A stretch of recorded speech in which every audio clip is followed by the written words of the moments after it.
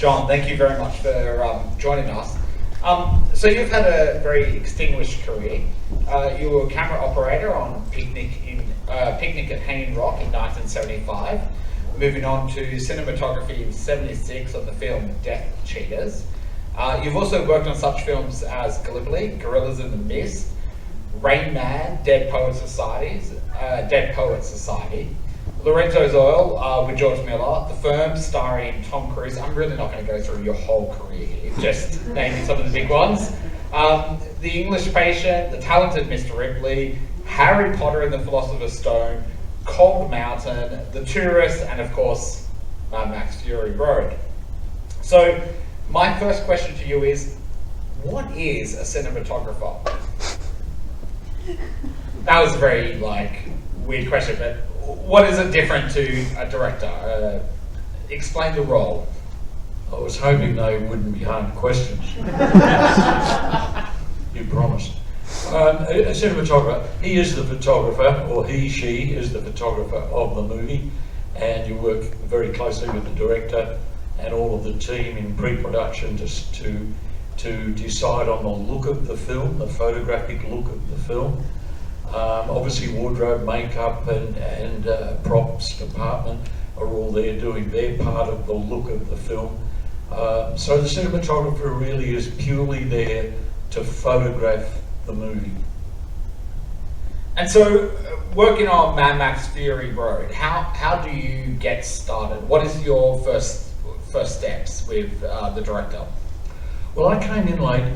Dean Semler was going to shoot it. He had photographed all of the Mad Maxes except the first one, and he was going to do Fury Road, but for personal reasons he had to leave, and George scraped the bottom of the barrel and rang me and said, could you come on board and do the film? And I'd been following the film on the grapevine because I'd worked with George previously on Lorenzo's Oil years before, and enjoyed working with him immensely. And I'd heard on the grapevine too that Fury Road was going to be quite an iconic movie. And to be asked to step on board was quite a privilege. He gave us 12 hours to think about it, and I accepted it, of course, and away we went. So I had 3 months of pre-production at that stage. The interesting thing was that Warner Brothers wanted the film to be shot 3D, because 3D back then, 10 years ago, was actually, everybody was doing 3D.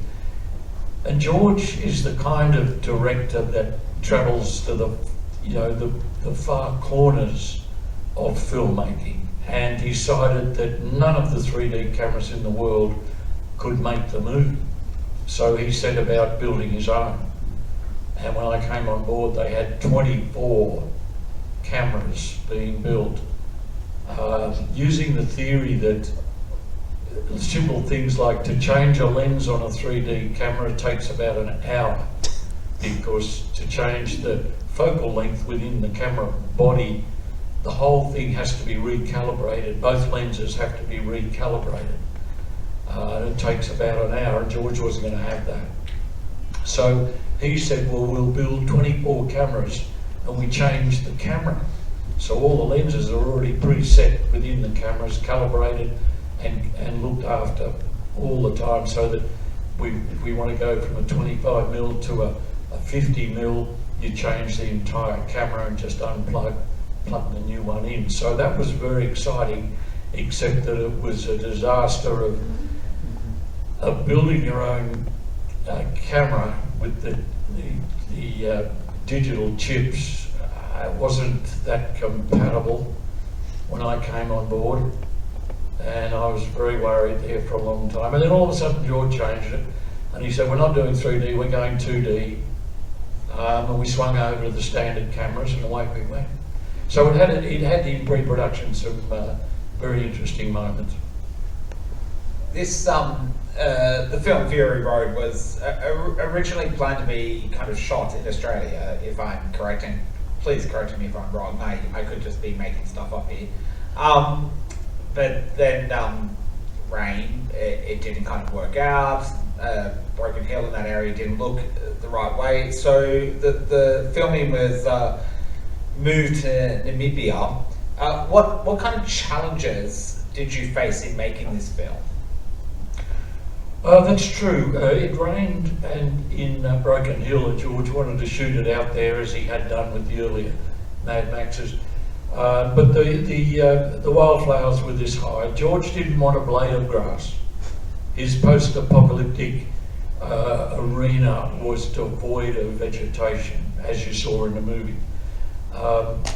And they had surveyed Namibia years before. The film actually, over 10 years, had actually started up, and then due to world politics and a war, it stopped, and it took another 4 or 5 years for it to gear up and get going again.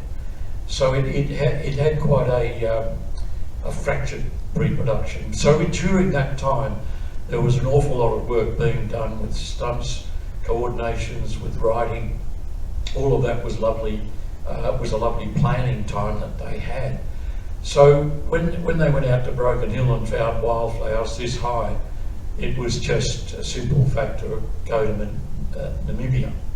And there wasn't, it was perfect. We found that most of those long driving sequences in flat country, you could go 25 kilometres and turn around and then come back again. So we were able to do whole processions for hours across the desert, getting the material and then turning around and coming back as the sun went over.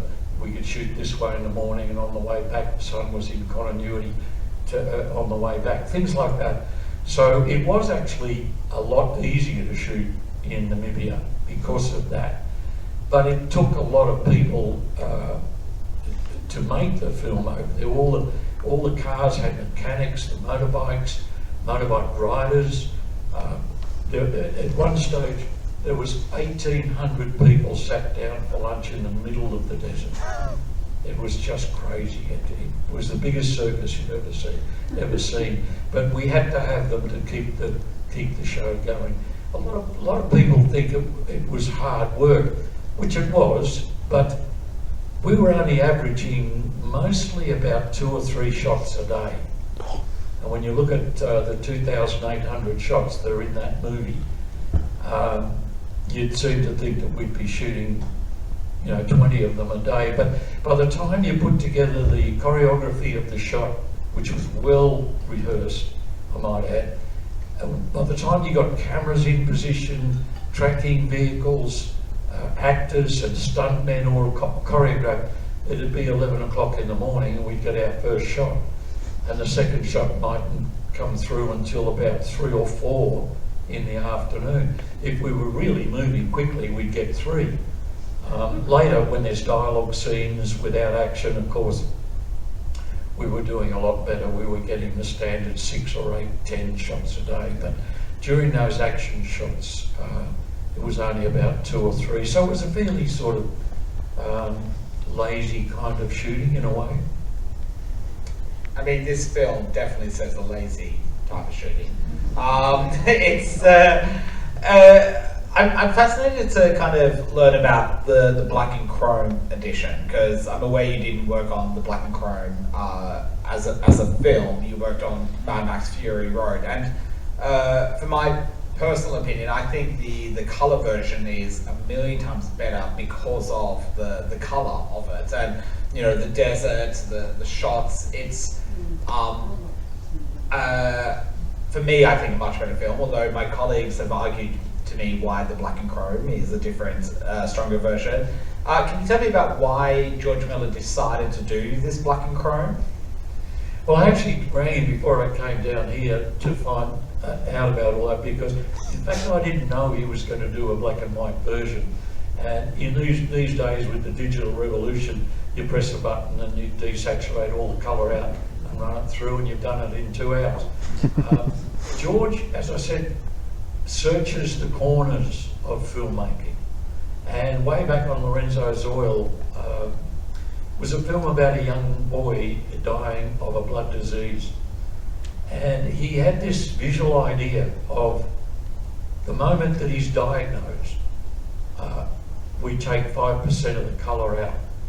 And then over an hour of screen time, as the boy's fading away, getting worse and worse, the colour's coming out by a very small percentage.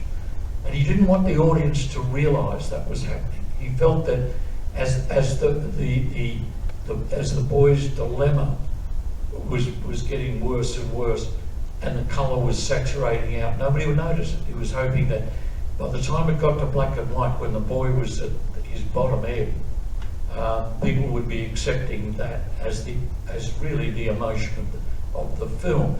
Then when they found the oil that actually helped him to survive, then he burst back into colour over, I think it was 17 minutes. So there was an hour of desaturation down to black and white, and then 17 minutes in screen time back to full colour, to say the boy will survive. We don't know how long, but he will survive.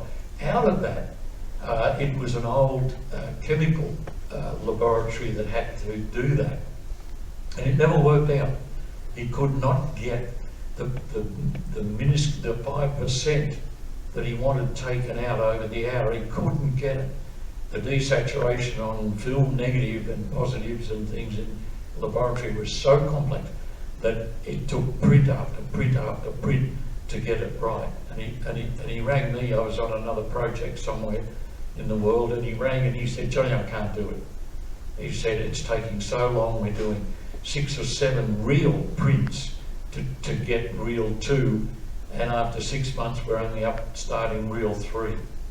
And he had 6 to go. So he said, "We can't do it." So they just threw it out as a colour film. But out of that, George loved the black and white. We even found what they called a slash print in the laboratories in the early days, where the sound was optical with an image, and they didn't want to waste money on good colour film. So Kodak had this, what we used to call a slash print. It was a really dreadful black and white positive that was so crunchy there was no grey. It was either white or it was black. And George fell in love with that. And he was saying to me the other day, he said, "I wanted to see Fury Road in that slash print." But he didn't do it that way. He did it by desaturating the colour negative, basically. So you did get tonal ranges of grey from 0 to 10, which is the standard gradient of grayscale. And he's worked that for this film. So it's a little thing of George's that he loves to try and have a look at it, to have a look at it. He used the word, he loves the abstraction, that when you strip the colour out, there's nothing there to glamorise the emotion of the story, that the black and white gives you the bare details of the storyline and the characters, nothing else. He felt taking the sunsets out basically was what he wanted to do. He didn't want a pretty dressed up image. He wanted the raw script to come through, and the raw performance of the actors in performing that script.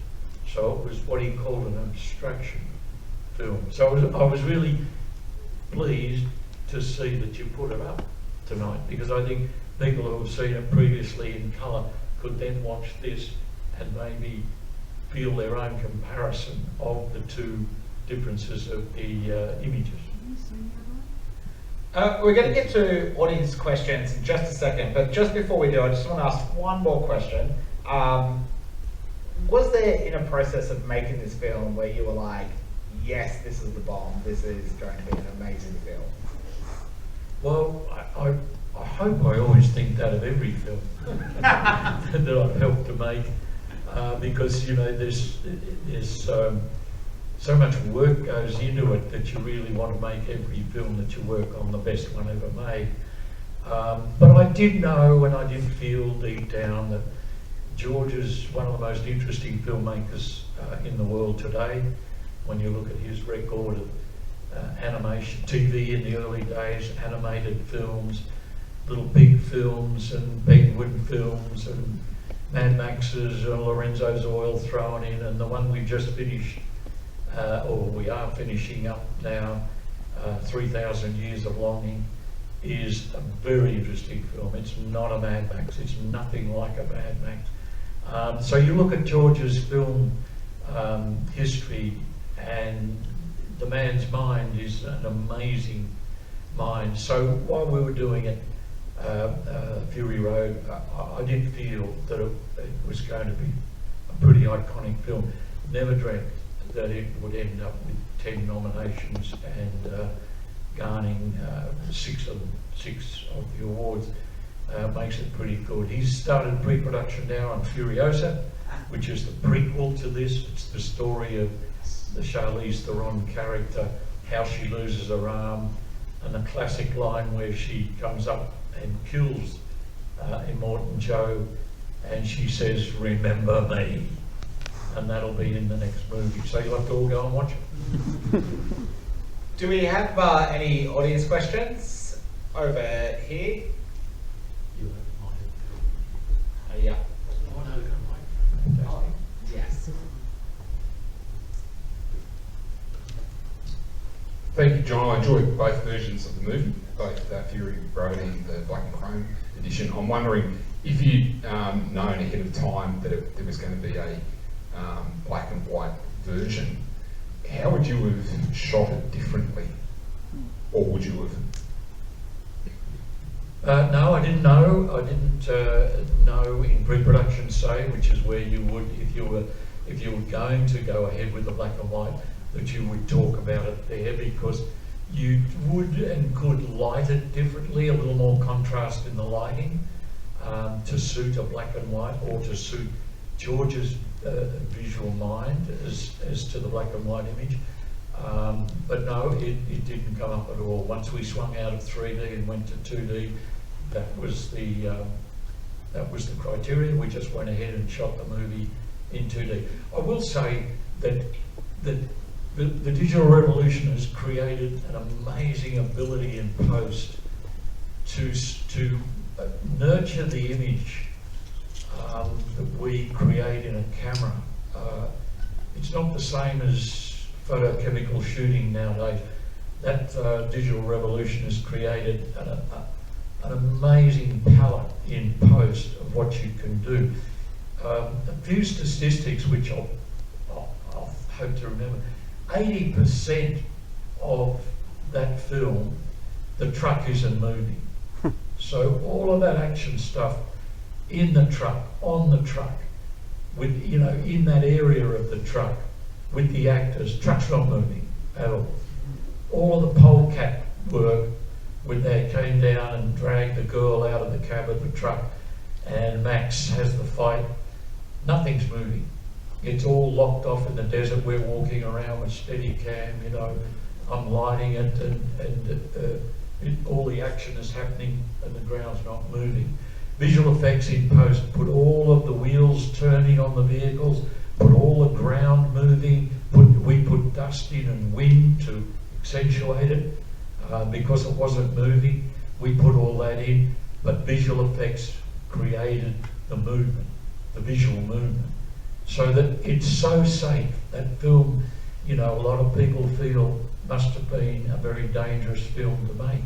When you consider that the truck wasn't moving at all that stuff along the top of the war rig, the fighting on top of the war rig, it's not moving. We are. The camera's moving. We're rocking it. It was built on hydraulic rams, and we lift the whole truck in the air, you know, about 400 millimetres. We lift it in the air, and then they would rock it. They're all specially built for the film, and they would rock the truck, so actors would have to hang on to the rocking truck. 80% of that movie is not shot at,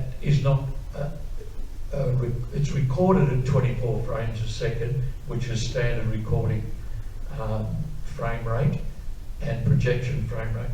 But more than 80% of that film is less than 24 frames, so that it's all speeded up slightly. Everything's been speeded up. You can sense it a few times. So all of that in post-production has helped to create this amazing movement of these trucks all the time. But in fact, they're not moving. So it's something that it made the film so safe. Nobody was injured making that film. Two guys did go out on a Sunday on the motorbikes in the desert to have a bit of a ride, came off a sand hill and there was nothing there, and they crashed into the solid clay bed thing, and they had spine injuries which got repaired. They were okay, but that was on a day off. One of the polecat boys relaxed after one of the stunts with them. He relaxed on the polecat, which wasn't moving, and he fell off it and bruised himself badly. And that's all that happened on the whole movie. A lot of the stunts there are so extraordinary, but if you imagine that the vehicle that's going to be hit is not moving, and the other trucks come roaring down on it and smash into it. And the editing point is the moment that the stationary vehicle has been hit by the other truck or vehicle. That's when the edit point went in. It's on the move. So that cut in with other moving footage, it looks as though that car was moving, but in fact it was rock steady and the trucks were able to come down and just hit it. And of course all the people flying in the air are all put in by visual effects in post. So it was actually a very safe movie to work on. I feel like you just told me Santa isn't real, because, I mean, thank you for laughing. As much as we're aware that the filmmaking would have been safe, it is such phenomenal work to think that they're in still motion when that is actually being made, because that whole film, you think there's this complete projection, that they're moving along, that there's, you know, people flying around, it's phenomenal. Sorry, that was my ramble. Next question.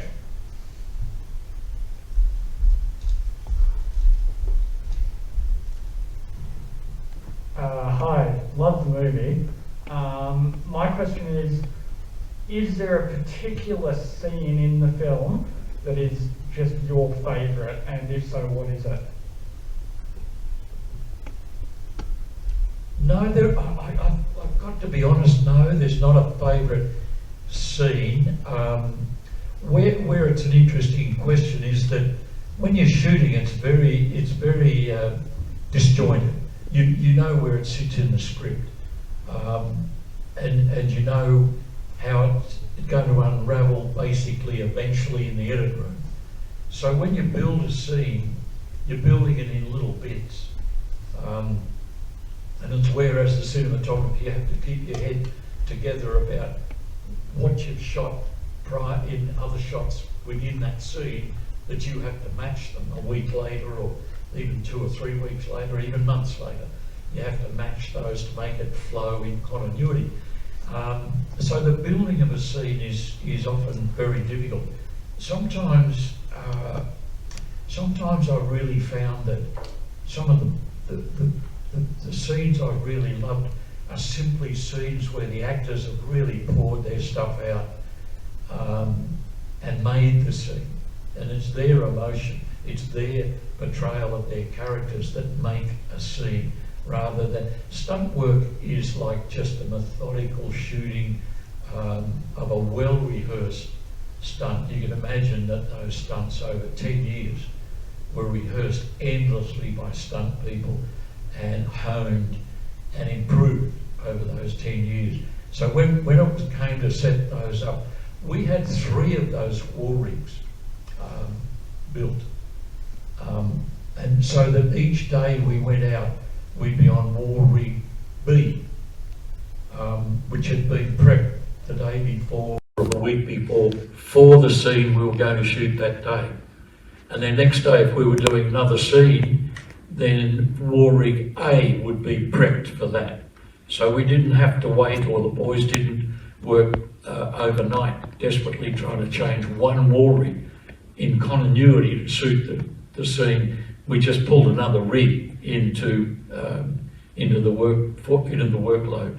So a lot of that was a lot of money spent on that. Obviously, you can imagine 3 of those war rigs, all completely identical, would cost a lot of money. But that helped us get keep a schedule going. So it's very difficult, I must say, to answer that question. Sometimes it's the performance, you know, it's that lovely emotion that actors bring out that I've found are the favourite scenes. Whereas stunts are fantastic, but they're put together hodgepodge, you know, in little bits over such a long length of time that once they come together, hey, that looks good. But there's a lot of work that by other people went into it. So often I've found that a very well performed scene with actors is generally might be the favourite scene. I love George's characters, you know, he's got the most amazing characters in there, like the bullet farmer and the gasoline maker, his brothers, Immortan Joe's brothers in there, and all those characters intermixing. I think they're all very, very well thought out and written in a script. So my favourite scene, I really, it's the whole movie. You've worked with George before, obviously Lorenzo Zoil, and the soon-to-be-released 3,000 Years of Longing. Compared to other directors, what is that relationship like with George, being, well, you know, Australians together? Do you have like a shared language, or how do you go in as a cinematographer working with directors? They're all different, and I think as a cinematographer, you need to approach them in that manner, that they are different. They'll have a different mindset to how a film should be either put together or what the final result will be. And I think over the years, I've always tried never to take a photographic style that may have been used on the previous film. I've never wanted to take it to the next film, because I always felt that the next film was totally different. It was a different geography, a different climatic factors, different emotion, different actors, different scenario, different era. It could be, you know, it's a totally different film, and therefore taking a photographic style from one film to another, I always felt was wrong. A lot of guys did it and still do it. They have a photographic style they think looks good, so they'll take it from one movie to the other. George is interesting because his films are so different in a way, except for the Mad Maxes. They're an ongoing sort of feeling, but he's very adamant about, as I said earlier, about going to Namibia and not having a blade of grass. He never wants to feel that he sacrificed anything for the look in the film of the story he's telling. And when I did Lorenzo Zoil, it was a contemporary story. It had 2 fantastic actors in it, Nick Nolte and Susan Sarandon, carrying the movie. And this incredible idea of desaturating the image as the boy fades in life, as he fades away, that desaturation was such an exciting concept that I found with George. George also, over the years, has grown more and more adamant to storyboarding. And when I came on board Fury Road, first thing you say is, can I read a script? And we don't have a script. I said, what? You don't have a script for Fury Road at all? I said, well, a bit of a storyline, you know. Furiosa takes the war rig out, shoots up a few people and turns around and comes back. I said, that's all? And they said, well, you go up to in his movie theatre that he owned down in King's Cross in Sydney, which was his headquarters, his base office. You go up to the Fury Road conference room, and the storyboards would start up in the top left there, and you follow those, 2,800 of them, and it finishes down there. Well, I couldn't follow the story to save my life without reading it. It was just a whole lot of images. So I just accepted that, you know, we were going to shoot the storyboard, which we did. And George is adamant doing that. He spends, well, years on that film and months on 3,000 Years, and he's now spending that time on Furiosa, starting to shoot in June or March or whatever. And he'll be working on those storyboards, and that's his movie. He's putting his movie together on paper with storyboard artists, and they thrash it out and get exactly the rhythm, excuse me, the rhythm and the pace that he wants in his final filmed film. So he's most interesting. Other directors that I've worked with in the past, you know, like Rain Man had a script and no pre-production. We spent 3 weeks just watching movies, and I couldn't get anything out of the director about how he wanted it to look. Nothing. In the end, it was just, it's a contemporary movie. It's 2 guys. They're going to travel across America in a big convertible. Let's go shoot it. So we just went out and shot it. Whereas Fury Road was adamant to the storyboards. So you get as a cinematographer, you need to be able to bounce nicely between different directors. There are different ways of seeing a movie, and there are different ways of executing a movie. And I feel that you have to go into it with every new movie with an open mind, not one that you're dragging the past. I think it's essential that a cinematographer does that. I love the idea of a Fury Road conference room. I think every workplace needs that. Do we have any other audience questions? Up here.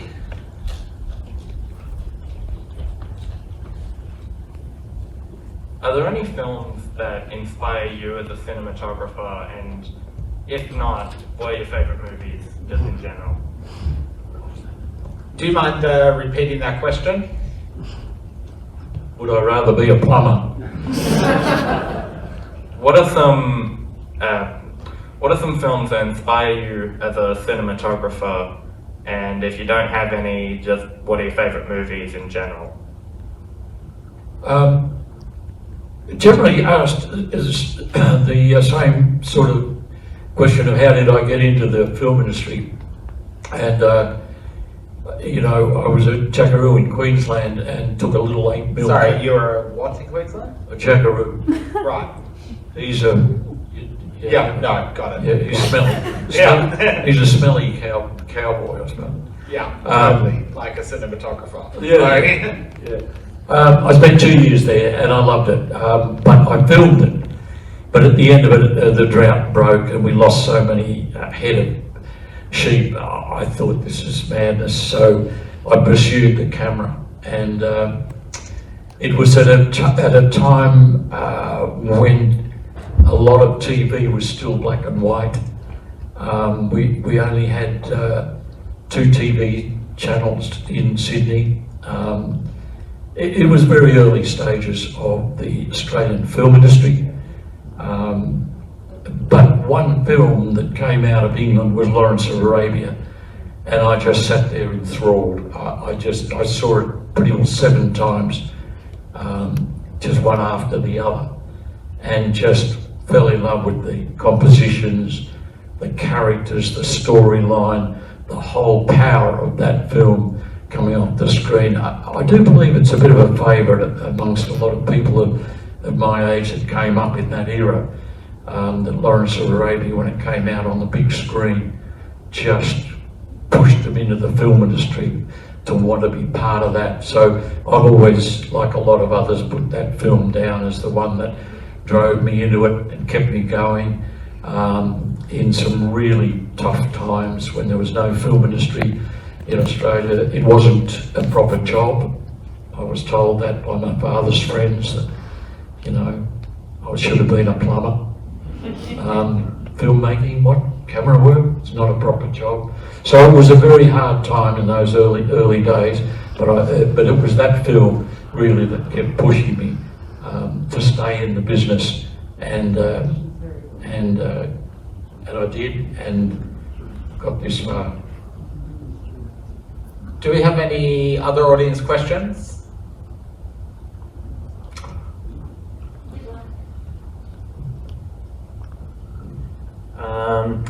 Do you prefer digital or film as a filmmaking device? Oh, what a question. I'm retired now, I'm out of it, I'm not doing Furiosa, which is very difficult because I love working with George. As I said, I think his mind is the most amazing filmmaking mind. And it was very, very difficult to finally decide to, after 60 odd films and 55 years of helping to make films, to get out of it. The digital revolution came in over the last 10 or more, 15 years really. I managed to stay in shooting film negative right up until The Tourist, which was the movie before Fury Road. And Fury Road was my first digital film. I loved it.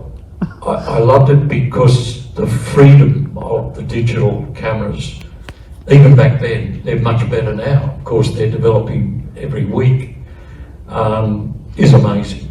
The film, the freedom to George, the filmmaker, and to the cameraman is absolutely amazing. But there was something about being a cinematographer with a light meter and photography, which we don't do anymore. You don't do photography anymore. Of having to have in your brain all the values of your fill and key, light, backlight, film ratios, the different negatives you could use to get a different look, was very exciting. We often see guys who went through that fantastic era of chemical photography. We often decry the digital revolution because you don't wake up at 3 in the morning in a sweat thinking, I should have opened up a half stop. I should have opened up, oh God, it's going to be, you sleep like a log now because you've already seen it. The monitors on set are good enough and, to really say to you, you got it in the can, you're all right, sleep like a log.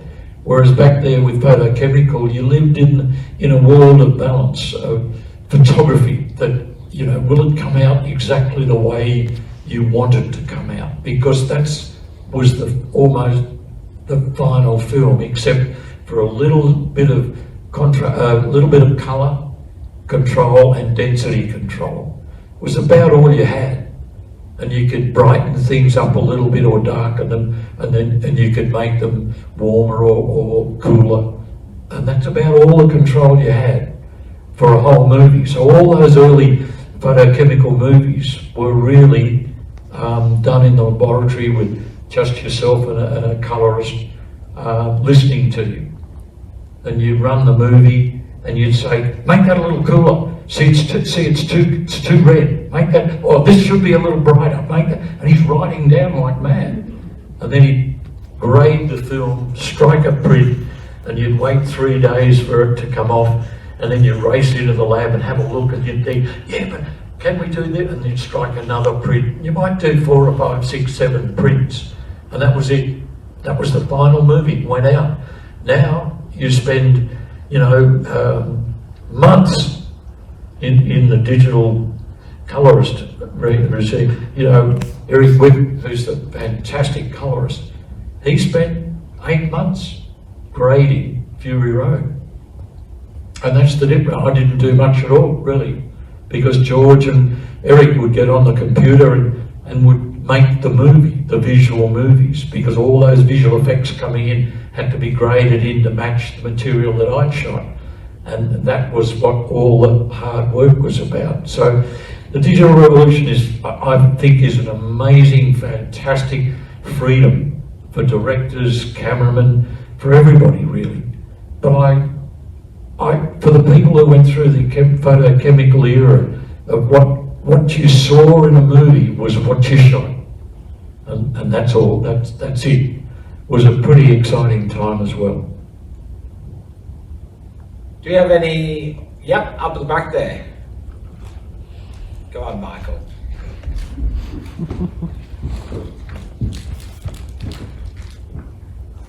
Hi, with the really adamant vision from George Miller, were there any action scenes that you just had to disagree with him that were almost impossible to shoot?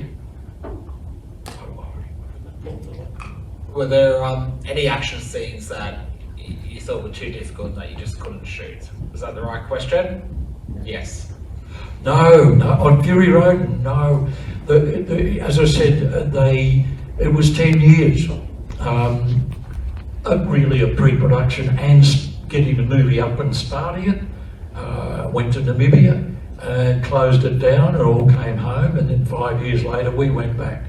So in that time, as I said, Guy Norris, who's a fantastic stunt coordinator and stuntman, he and his boys had years really to create those amazing stunts.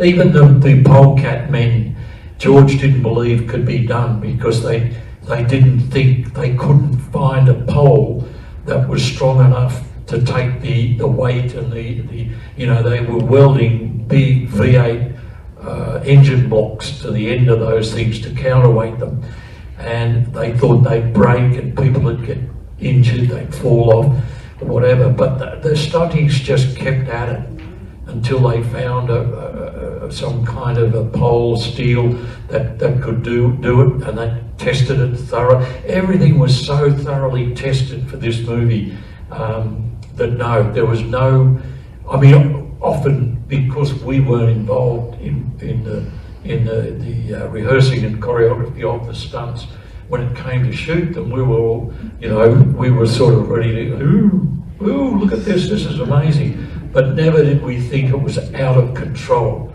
which happened in earlier films that we shot over the years where it was out of control, and people were hurt and burnt, which you'll see through this great exhibition.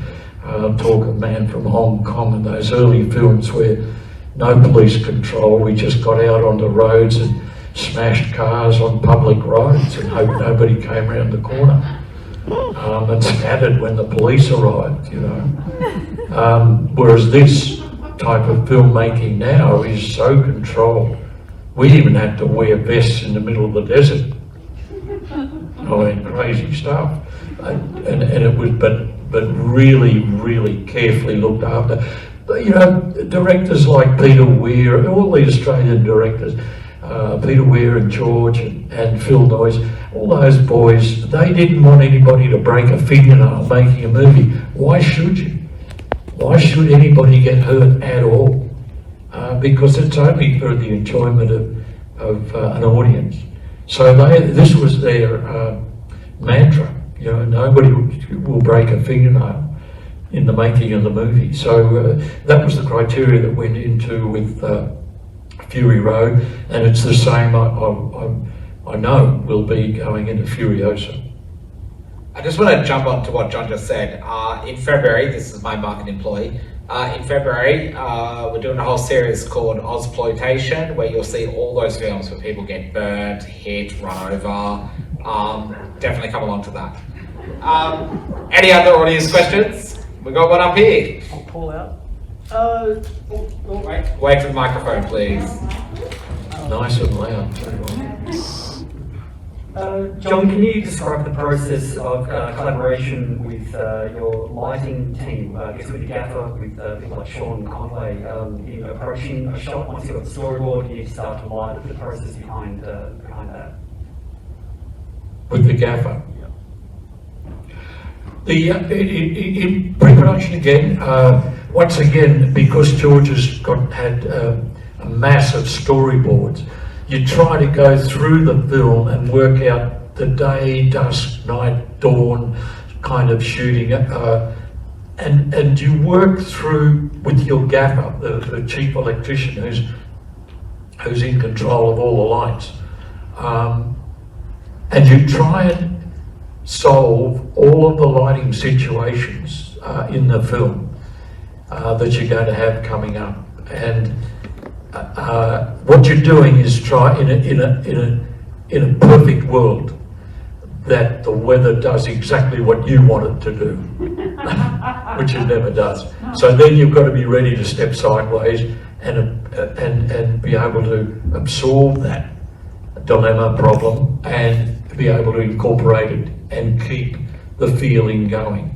The interesting thing is with this black and white is that you really can't tell often in the film the dusk or dawn, or even sometimes the difference between the night, except for stars and satellites. But you know, George, when I talked to him before we came down to do this, he said that was one of the big problems with the black and white, was that the night stuff almost looked like just an overly dark day scene or whatever. So they added a bit of blue. So in fact, has got a bit of colour in the film. But with your gaffer, who's your right-hand man throughout any movie, you are trying to work out every scene and light it to suit the story line and flow of day, night, dusk, and the climate. You're trying to do that, and then ready to absorb any mistakes.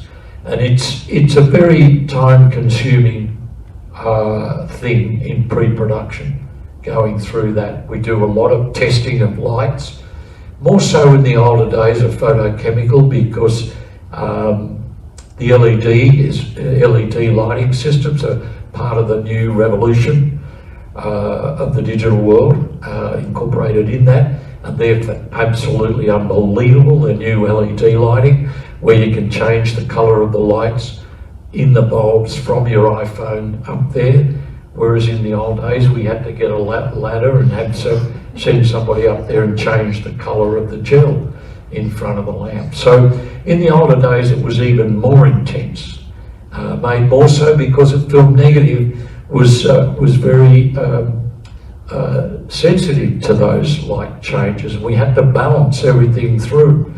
Now with the ability in post to isolate parts of the scene, of the frame in fact, and change the colour just in that area, has just opened up the doors to post work in lighting and colour shifting that is quite incredible.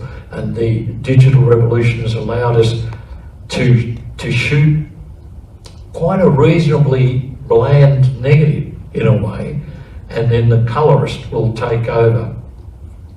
Or we have these famous people called DIT men, DIT men, who, and there's one up there, I think just asked the last question, who worked with us on 3,000 Years, Michael Easter, and he's fantastic. He is now on set controlling the image as it comes out of the camera, so that we can grade as we're shooting. We can actually grade the image to suit the film as we're shooting.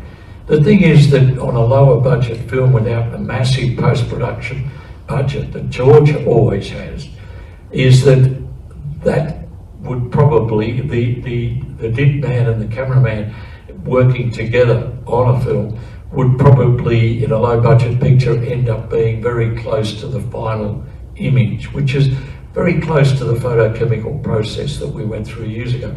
But with a director like George, who loves to manipulate and control the final image, we don't have to give him a graded work print, as they call it, that he can watch later or the editor would use, because we know that George will just change it. He'll go back to the negative, and with his colorist, he will then recreate the look of the film that he wants, and then he can mold it through as he builds the final film with his editor. He can then mold the look of the film to suit changes in his own mind as to the look of it. They're very easily changed by the colorist. So it's a whole new world of the digital revolution, but still with your gaffer and your grip, the basis of shooting the scene is still there. You know, you need to still have a key light coming from a certain direction, you need that in continuity as you work around a scene, shooting different angles of it. That key light needs to change to suit the continuity of the original white shot, say. So all of that you're still working with your gaffer. It's just I've found with the digital revolution, it's not quite as intense as the photochemical shoot. Just any final audience questions? Excellent. Now, considering your years in filmmaking, are there any films you look back on that you think you would do differently now? Every one of them. Every one of them. I was saying earlier that, you know, you spend so much time in pre-production thinking about the image of the film you're about to shoot. Then you start filming it, and you do your best to stick to the lighting script that you thought of in pre, and then everything changes. And then the final film, you do your grades and things like that, and you think, oh, I think I might have made that look a bit all right. I think that suits the story. But then, you know, a year later, 2 years later, you go off and do other movies, and then you come back and you watch that movie that you shot 2 years before, and you think, ridiculous, what was I thinking of? I want to reshoot the whole thing. So it's almost every movie. Every movie, you've got little things in there you'd love to do again. And so kind of then in the reverse, is there any of your films that you are most proud of? Well, again, all of them. Some of them didn't ever get the recognition that others did. And that's always sad, because sometimes especially as a cameraman, you're very closely related to actors. You get to know actors almost on an intimate basis, not that intimate basis, because they want you there to look after them, because they are people who, they want to look good. They want their performance to be good, and the cameraman and the operator is right there looking through the camera, and he's watching the movie inside the camera. He's the only one. So when you're an operator, you get a lovely liaison with actors, and you find that actors that we know are very maybe awkward, or their life off camera is a different life that gets them a reputation for being such and such.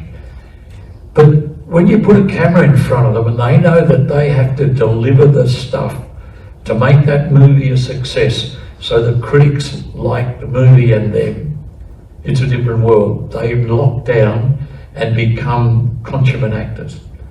I don't think I've ever seen one that didn't do that realised that in that little bubble of people around a camera with the lights and a camera that's recording them performing, that they didn't lock down and become the consummate actor.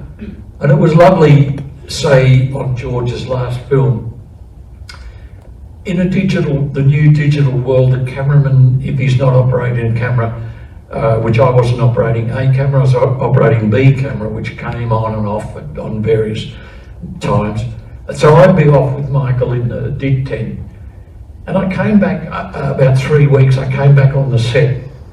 And Tilda Swinton, who's one of the most gorgeous people you could ever meet, the most grounded woman, and a brilliant actor, said to me, she said, well, where are you all the time?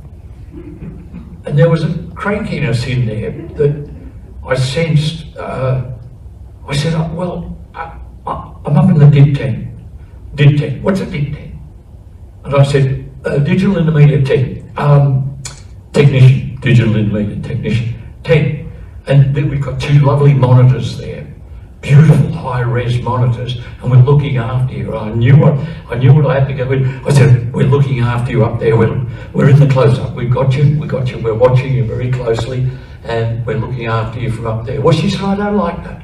And I realised she was an actor that had worked in the photochemical world, where the camera, the director of photography was there beside the camera, or even looking through it and looking after her. And a lot of actors, I think, felt that they relate to the camera operator. If the director's in a tent 30 feet away, he's not relating to them visually.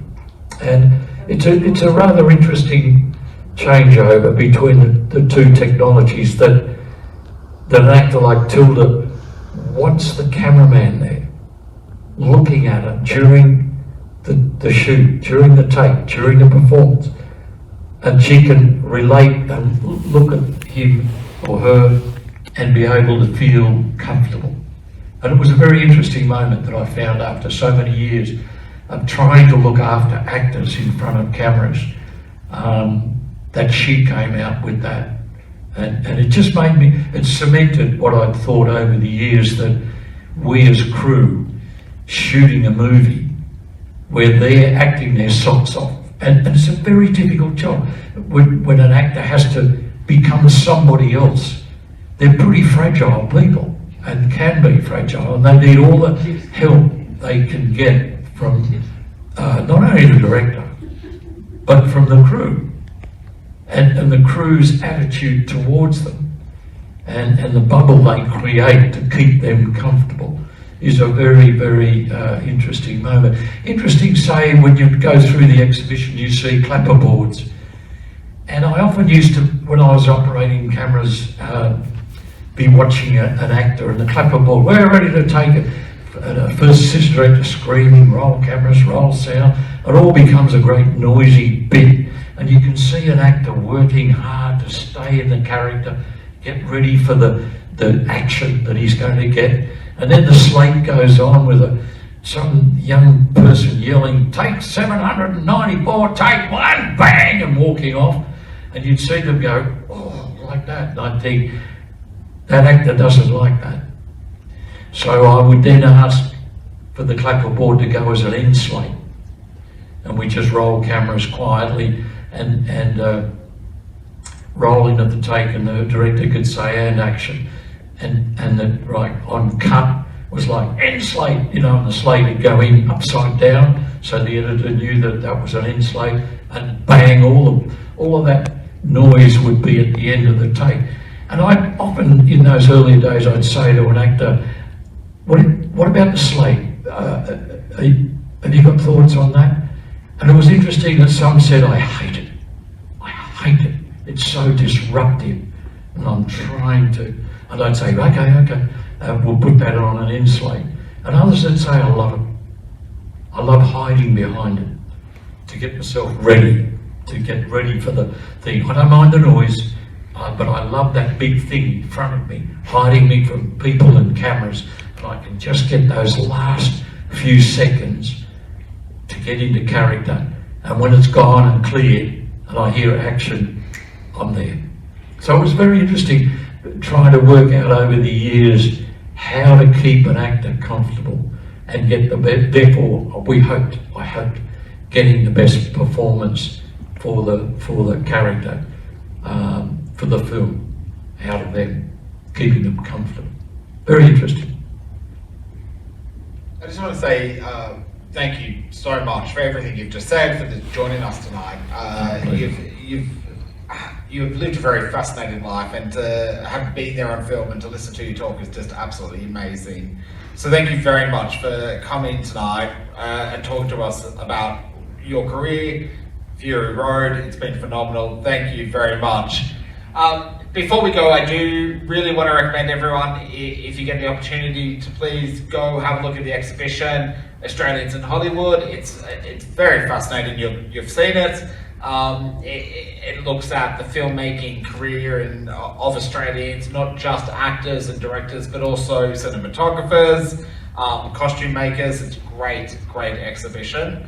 And in February, if you want to see more of John's work as a cinematographer, in February we are playing Lorenzo's Oil, so you'll get to see what he's been talking about. And then again at the end of February, Ozploitation, which is all the kind of burning people, throwing people out of cars, running people over kind of Australian cinema that really kind of set off great Australian filmmaking, and also road games is a part of that, which has Jamie Lee Curtis as a young American driving across the outback of Australia, avoiding a serial killer.